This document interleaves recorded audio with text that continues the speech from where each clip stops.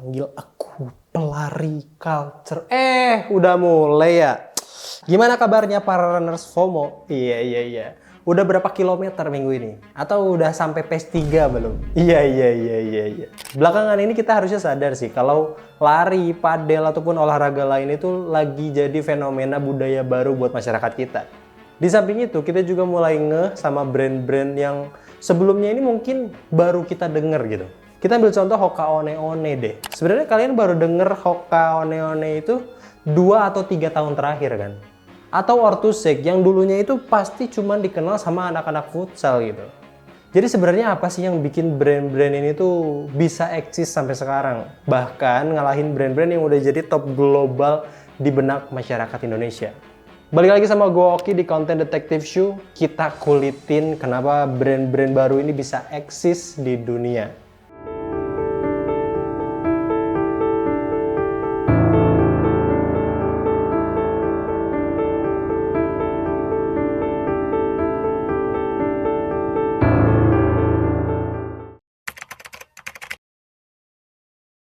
Selama hampir 4 dekade, kalau ditanya soal brand olahraga, kita ini mungkin cuman kenal sama 2 nama, yaitu Nike ataupun Adidas. Selain 2 brand tadi, sisanya mungkin kita bisa bilang sebagai NPC lah yang cuman ikut-ikutan nangkring di rak sepatu.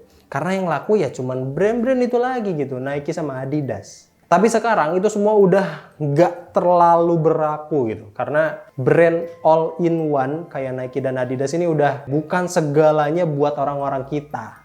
Gue udah cukup bosen dengan kejatuhan Nike. Tapi ini semua beneran fakta bro. Karena tahta Nike ini beneran digoyang sama brand-brand baru gitu. Kalau kalian belum tahu, Hoka itu sebenarnya udah eksis di pasar sepatu lari dari tahun 2010 bro. Tapi nggak populer karena sol cangkih dan tebel yang punya tujuan meminimalisir cedera lutut gitu. Tapi yang Hoka buat itu malah jadi bahan tertawaan karena desainnya ini dinilai jelek pada saat itu. Berkaca dari dekade pertama, kita lihat bagaimana Ultraboost generasi pertama punya sol yang tipis dan diklaim sebagai sepatu running terbaik pada masanya. Tapi hari ini, kita bisa lihat sama-sama kalau Hoka akhirnya jadi raja sepatu trail run dan juga jadi simbol kenyamanan itu sendiri. Hoka nggak coba-coba bikin sepatu basket ataupun sepatu bola biar bisa dilirik sama pembeli. Tapi tetap dengan midsole tebal dan empuk untuk atlet ultramaraton. Begitu juga dengan On, yang datang dengan teknologi cloud tech yang menjual perasaan berlari di atas awan gitu. Dan diterima sama semua orang gitu akhirnya. Makanya Hoka sama On ini bisa nyebrang dari segmen performa ke segmen lifestyle lebih cepat dari siapapun untuk saat ini. Kalau kita ngomongin aparel olahraga nih, pertumbuhan brand baru kayak Alo Yoga, ada Fury ataupun Satisfy itu harus dipertimbangkan banget bro. Soalnya mereka ini bikin aparel dari brand olahraga besar kayak Nike ataupun Adidas kelihatan overpriced. Di Indonesia sendiri semuanya ini jadi makin nyata. Soalnya dulu kalau kalian bukan anak futsal ataupun anak bola, mungkin kalian nggak bakal kenal sama brand kayak Ortus, Mills ataupun Specs. Yang akhirnya investasi waktu yang mereka taruh di pasar sepatu bola bisa kita lihat sekarang lewat sepatu-sepatu lainnya yang nggak kalah keren dari brand internasional. Kita semua harus setuju kalau brand lokal kita ini ngomongin desain dan performa sebenarnya udah hampir menyalip brand-brand besar bro. Dan kalau misalnya ada datanya nih di Indonesia, harusnya punya pertumbuhan yang lumayan masif kalau dibandingin 10 tahun ke belakang. Contohnya kayak baju ini gitu. Ini brand lokal, brand Indonesia bro. Namanya tuh NVM, No Void Minds. Ini tuh rame banget di TikTok. Dan Bang Hendy juga udah sempet review kan. Dan kalau kita ngomongin soal material ataupun teknologi, sebenarnya ya NVM ini brand lokal yang harganya masih sangat affordable.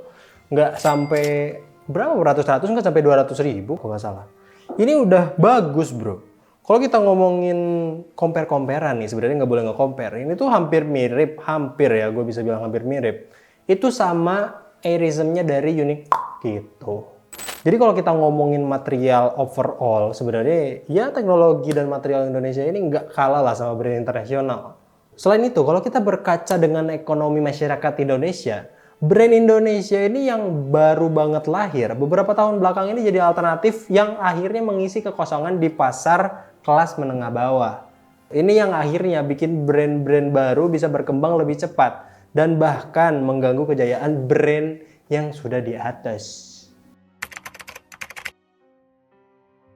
Pergeseran budaya pasca pandemi pun bisa dibilang jadi salah satu momentum yang akhirnya membuka pikiran orang tentang gaya hidup sehat.